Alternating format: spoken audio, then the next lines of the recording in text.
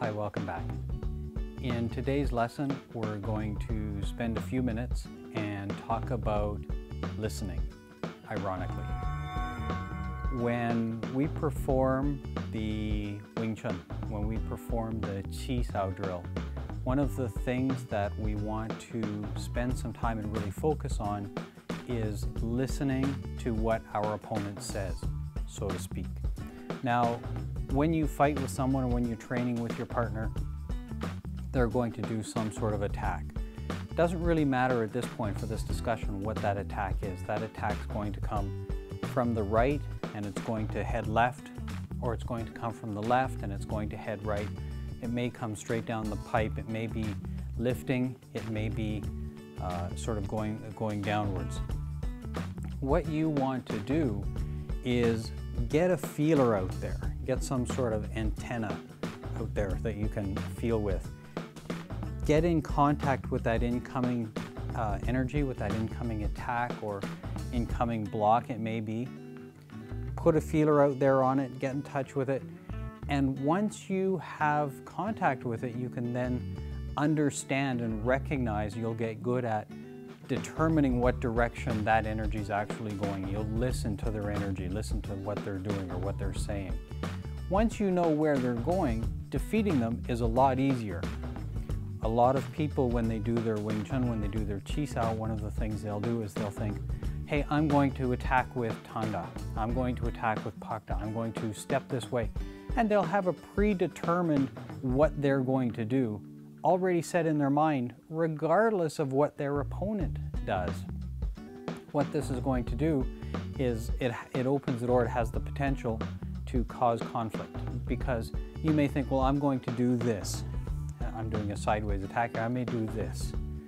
Well, if your opponent is doing exactly the opposite, you're going to clash. That's going to break one of our theories of Wing Chun. So what we want to do is listen to our opponent. If they decide they're going this way, I want to let them go this way. Then I'll attack on this line here.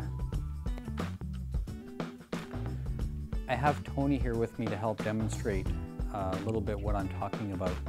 If there's a punch, for example, I'm going to get my Jong Sao out here, and when that punch comes, if I see that it's going over in this direction towards the wall, I can let it go that way and go over here, attack on this clean line.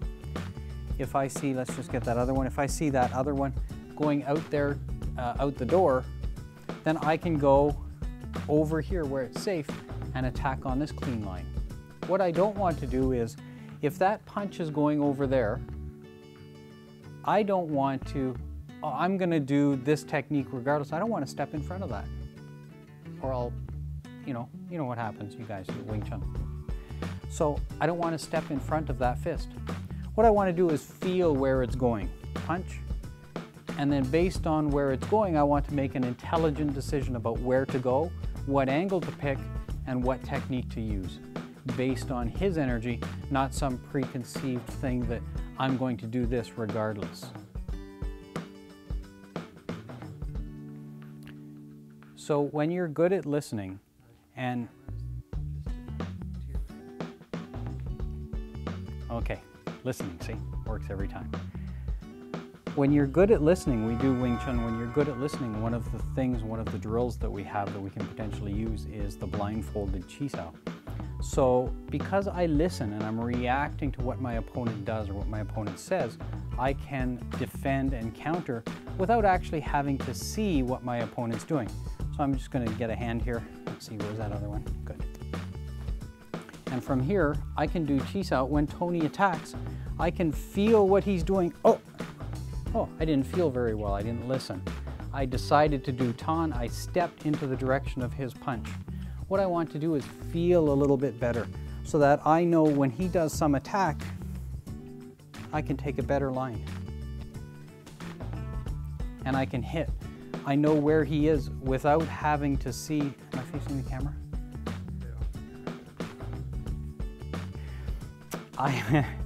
I can attack, I can counter without actually having to see what he's doing, because I'm using these sensors to actually feel his energy, feel his intent, and the direction and strength and power of his attack.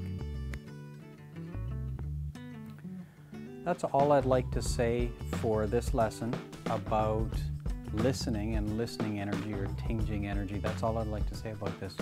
I recommend you get a partner, practice with your partner, get them to throw some consistent energy in one direction or the other, and I want you to practice listening to that energy and responding appropriately, or making what we call intelligent decisions based on what they're doing.